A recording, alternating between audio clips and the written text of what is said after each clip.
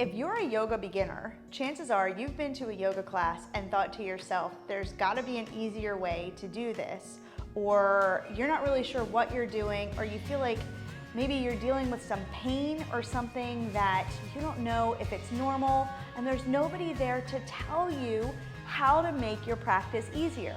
Well, you're not alone, so that's why I decided to make this video with 5 yoga hacks that every beginner needs to know. Now, I'm gonna save the best one for last, so make sure that you stick around so you don't miss the really, really amazing, life-changing yoga hack that is going to help every new beginner. I guarantee it.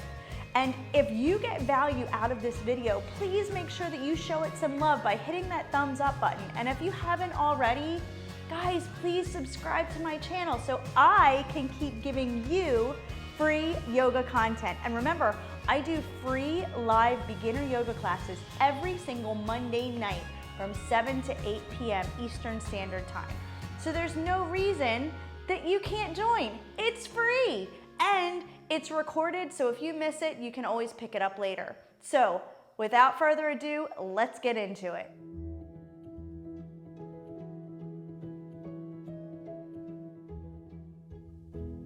Hack number 1. If you find yourself sitting on the ground like this, it's really uncomfortable, it makes your back hurt, it makes your hips hurt, and you just can't seem to get your knees down and you can't sit up straight, use a yoga block to sit on. You can sit on 1 yoga block. You can sit on 2 yoga blocks, or you can sit on a pillow if you don't have yoga blocks. Now, yoga blocks are gonna lift you up a little bit higher, so it's a good idea to invest in those. What happens is when your knees are lower than your hips, your back is in a more neutral alignment so you can sit more comfortably. Now, I'm going to post a link for these yoga blocks in the description. So I buy them on Amazon, they're super cheap, and I recommend them for every single yoga practitioner. You should have at least 2 blocks. Tip number 2, if you are experiencing this kind of action in forward fold where you can't reach your toes, you can't straighten your legs, and it's just really uncomfortable, again, sit on a yoga block. This is going to lift your hips up, and when your hips are lifted in any type of seated forward fold, it's going to release the tension in your hamstrings and in your hips. So at least you'll have a little bit more relaxation so that you can fold forward a little bit easier. Tip number 3. So let's say that you're on your hands and knees in a yoga class and it's really painful, you have bony knees, or you have an injury in your knee, or just something that is making it uncomfortable and you don't have any blankets, props, nothing. What do you do? Simple. Take your mat, make a fold, and kneel on the fold. So you've got some extra padding right there. Simple. You can do this in any class. Tip number 4. Stepping your foot forward in downward facing dog. Chances are, if you've been to a Vinyasa Flow yoga class, you've heard your teacher say something like, when you're in downward facing dog, inhale your right leg up toward the sky, exhale, step your foot up in between your hands. And you're expected to just float your foot right up there and step it up and have it be in the right place. Well, that takes a ton of core and a ton of hamstring flexibility as well as hip flexibility. And a lot of us are building that while we're beginners, so we don't quite have it yet. We're not quite there, and that's okay. So I'm gonna give you a tip that is gonna help you immensely. You're gonna come to your downward facing dog. You're gonna lift your right leg, and then you're going to kick that foot out to the side and step it up a lot further. Now, if that still doesn't work for you, you're gonna lift your leg, pull your belly in, come way up onto your left toes, feel like you're stepping over a giant rock, and then bring your foot forward. Now, if it still doesn't come up all the way, grab your ankle and just pull it forward. You want to have your foot land up in between your fingertips. So if it's way back here, you're gonna be setting yourself up improperly for the next pose. So make sure your foot comes all the way up here, and then you're all set.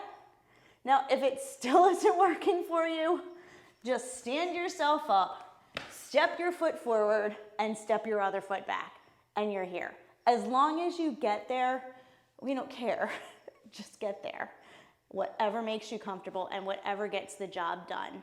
But my advice to you is to kick your leg out to the side so you can get that foot up further. All right, guys, so I've given you 4 tips already. I hope that you've gotten value out of them, and I'm about to give you the best tip right now. So if you haven't already, make sure that you subscribe. Make sure that you give this video a thumbs up, and then when you subscribe, hit that little bell notification next to the subscribe button so you can be notified anytime I post new content. Okay, here we go. Tip number 5. This is the best. What is this thing? This is a yoga wedge. This little baby is going to save your wrists. I recommend these to every single new yoga practitioner because guaranteed I am going to hear them say, my wrists hurt, what am I doing wrong? You're not doing anything wrong. Your wrists hurt because we're not used to putting our body weight on our hands. So we have to build the muscle and build the flexibility. So how does this baby work? Let's imagine that we're in downward, well, let's actually not imagine it, let's do it. Let's do downward facing dog without the wedge. So I'm coming into downward facing dog, and naturally the weight's gonna go into my wrists. I don't want it to go into my wrists, but I have to kind of reset my hands once it's there. But you're putting a lot of weight on your hands. So notice I've got this bend in my wrists here, and this can be pretty severe. So what I'm going to do with my yoga wedge is set it up so that my fingers facing forward and thumbs are down. So when you come up, you have less of a bend in your wrists, and it just gives you a lot more comfort. You can use this anytime your hands are on the ground. You can use it with your thumbs facing forward or your thumbs pointing down behind it. So this is a really, really great tool to invest in. They're super cheap, and you can find them right on Amazon. Again, I'll put the link for this bad boy in the description. Make sure you check that out on Amazon and get one of these. These will change your practice. So anyway, guys, that's my 5 quick yoga hacks that every beginner needs to know. I really hope you enjoyed this video, and I can't wait to see you in the next one. Thanks so much for watching, guys. Namaste.